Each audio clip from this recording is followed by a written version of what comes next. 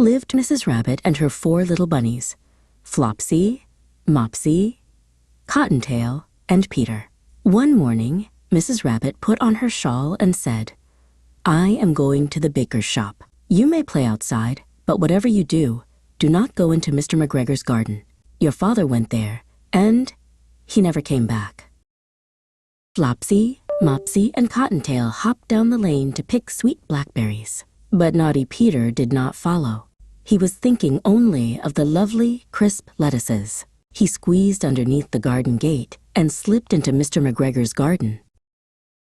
First, Peter ate some lettuces and French beans. Then he ate some radishes.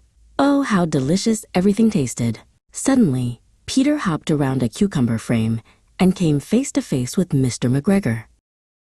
Mr. McGregor jumped up and ran after Peter, waving a rake and shouting, "Stop, thief!" Peter was so frightened that he rushed all over the garden. He lost one little blue shoe near the cabbages and the other near the potato patch. Peter darted away, but he ran right into a gooseberry net. His large brass buttons caught fast. "Help!" he cried. A few friendly sparrows flew by and told him to push. Peter struggled and kicked until he slipped out of his blue jacket. He was free, but without his best clothes.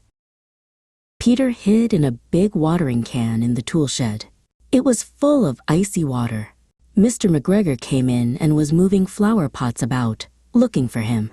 Suddenly, Peter felt a tickle in his nose. Achoo! The farmer spotted him, and Peter bolted out of the can and under the door. Peter squeezed under the gate and did not stop running until he reached the sandbank under the fir tree. Mrs. Rabbit was waiting for him. She was very cross about the lost clothes and sent a sniffly, shivering Peter straight to bed with a dose of chamomile tea. The very next morning, Peter was still sad and wearing a little red handkerchief around his neck. Clop, clop, clop, came a sound from the road. "It is Mr. McGregor and his wife, driving to market," whispered a voice. It was Peter's cousin, Benjamin Bunny.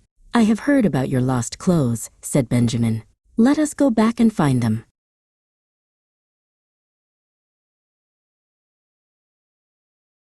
Benjamin and Peter crept back into the garden. They found Peter's clothes on the scarecrow. "My little blue jacket and shoes," cried Peter. The shoes were full of rainwater, but Peter put them on. The jacket had shrunk with the dew. Benjamin tried on the farmer's big tam-o'-shanter hat.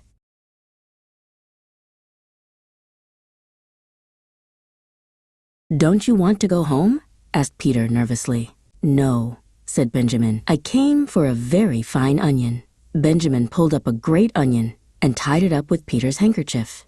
Peter was still looking all around, watching for Mr. McGregor. "This garden is not safe," he whispered.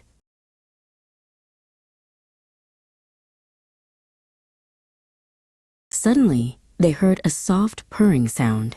Benjamin and Peter slipped under a large basket filled with flower pots, just as a huge, fat cat jumped on top.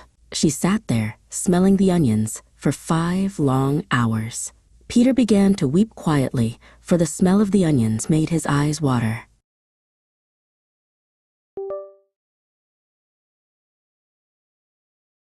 Just as the sun was setting, they heard a loud, thumping noise on the garden wall. It was Benjamin's father, the great Mr. Bouncer. He jumped down and gave the cat a mighty kick. Slam! He locked the bewildered cat in the greenhouse and lifted the basket. Peter and Benjamin were safe, though both got a good scolding before being sent home.